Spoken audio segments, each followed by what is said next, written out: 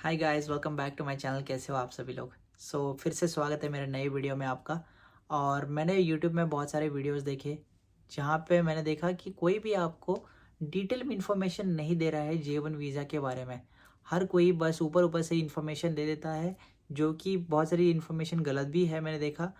तो मैं आपको J1 वीज़ा के बारे में रियलिटी बताऊंगा इस चैनल पे। देखिए, हमारे चैनल पे जो है रियलिटी मैं बताता हूँ कि J1 वीज़ा पे आने के बाद क्या होता है क्या नहीं होता है।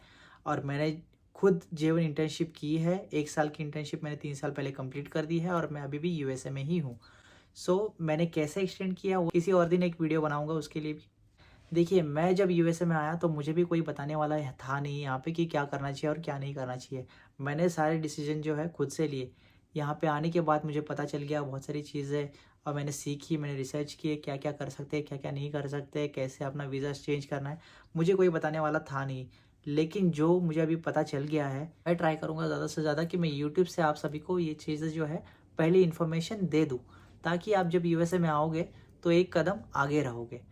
बहुत सारे लोग जो है, सबके मन में एक क्वेश्चन रहता है कि मैं यूएसए आने के बाद क्या मैं सेकंड जॉब करूं या नहीं करूं। वो सारी चीज़ें जो है वो डिपेंड है आपके होस्ट कंपनी के ऊपर। क्योंकि होस्ट कंपनी में जिस होटल में आप आ रहे हो, अगर वो होटल बहुत ज़्यादा बिजी है, पूरे सीज़न पूरे ईयर में बिजी है, तो आपको सेकंड जॉब करने की ज़रूरत ही नहीं है। लेकिन अगर आपका वो होटल 2-3 महीने के लिए अगर स्लो होता है, तो उस टाइम पे आपको लिविंग एक्सपेंसेस तो सेम ही पड़ने वाला है, कुछ कम नहीं होने वाला लिविंग एक्सपेंसेस। तो आपको पे तो करना ही है, रेंट आपको पे करना है, खाना पीने के लिए भी आपको पे करना ही है। तो ये सारी चीज़ें अगर बंद नहीं हो रही है, लेकिन आपका जो पे है वो कम हो जाएगा, क्योंकि आपका होटल जो है वो बहुत स्लो है। उस टाइम पे आपके होटल में बहुत सारे गेस्ट नहीं आ रहे हैं, पैसा कम मिल रहा है, आवर्स भी नहीं मिल रहे हैं। तो उस टाइम पे आपको करना क्या चाहिए? तो बहुत सारे लोग सोचते हैं कि भाई सेकंड जॉब कर लेते हैं ताकि थोड़ा बहुत एक्स्ट्रा पैसा कमा सके। लेकिन J1 वीज़ा साफ साफ कहता है कि आप सेकंड जॉब नहीं कर सकते।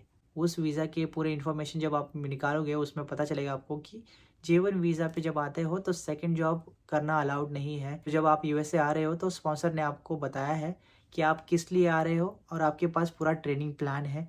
तो ट्रेनिंग प्लान को आपको फॉलो करना है। ये सारी चीज़ें आपको स्पॉन्सर्स बताते हैं, आपकी होस्ट कंपनी बताती है। लेकिन यहाँ पे मैंने देखा है कि बहुत सारे लोग जो है, ये सारी इन्फॉर्मेशन पता होने के बावजूद यहाँ पे सेकंड जॉब करते हैं और एक्स्ट्रा पैसा कमाते हैं। बहुत सारा पैसा कमाते हैं, एक्चुअली एक्स्ट्रा नहीं, बहुत सारा पैसा कमाते हैं यहाँ पे। मैं किसी को रेकमेंड नहीं करूँगा कि सेकंड जॉब करो या नहीं करो, लेकिन जो मैं बता रहा हूँ आपको कि एक कहावत है, जो पकड़ा गया वो चोर। तो समझ जाइए मैं क्या बताना चाह रहा हूँ आपको। मैं डायरेक्टली ऐसे बता नहीं सकता आपको इस वीडियो पे, लेकिन मैं जैसे एक कहावत बता रहा हूँ आपको। सारे लोगों की सिचुएशन जो है सेम नहीं रहती है। बहुत सारे लोग जो है खुद के पैसे से या फिर किसी घर वालों के पैसे से यहाँ पे आते हैं। लेकिन कुछ लोग जो है लोन लेके आते हैं, जिनकी मतलब फिनेंशियल कंडीशन इतनी स्ट्रांग नहीं होती है, तो वो लोग यहाँ पे लोन लेके आते हैं। तो लोन लेके आते हैं तो उनके दिमाग में एक ही चलता है कि जितना जल्दी हो सके इस पैसे को हमको पे ऑफ करना है। यहाँ पे आने के बाद पैसा जितना जल्दी हो सके उतना कमाना स्टार्ट कर दे।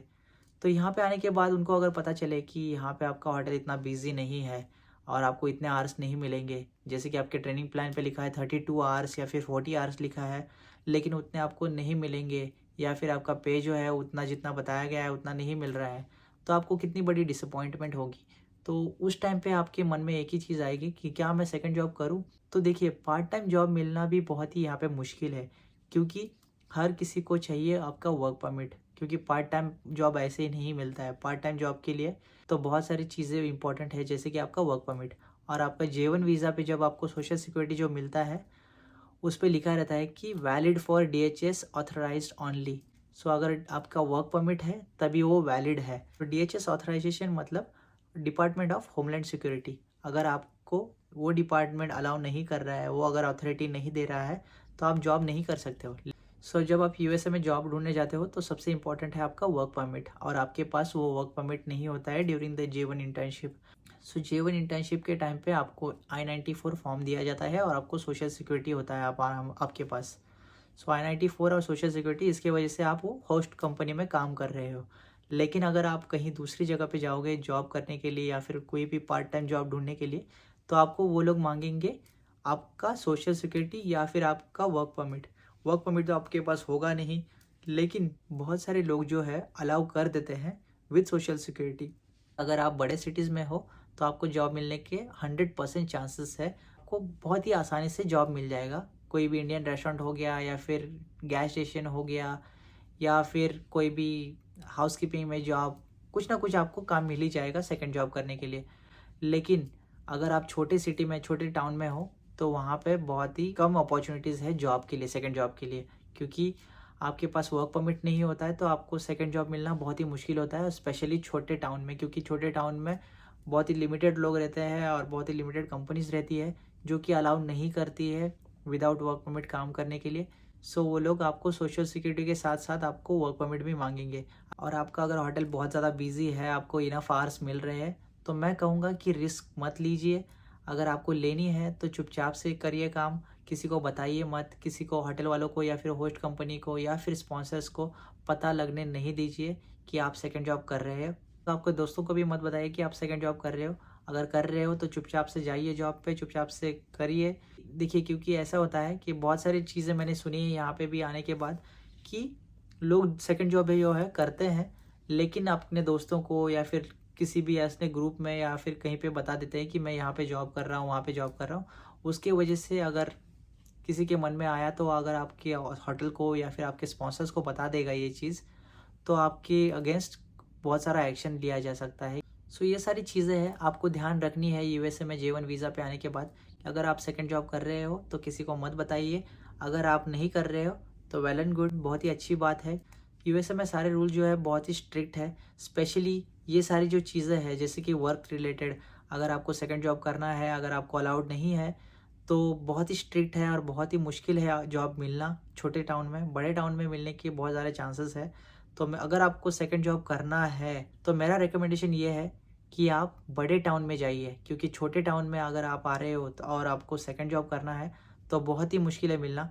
अगर वही आप फ्लोरिडा हो गया, कोलोराडो हो गया या फिर आप मियामी हो गया या फिर आपका न्यूयॉर्क हो गया, न्यू जर्सी हो गया, ये सारे जो स्टेट है वहाँ पे जॉब मिलने के बहुत ज़्यादा चांसेस है। तो आप अगर J1 वीज़ा पे आ रहे हो तो ट्राई करो कि आपकी प्रॉपर्टी है ये सारे स्टेट्स में हो, ताकि आपको जॉब मिलने के लिए आसान रहे।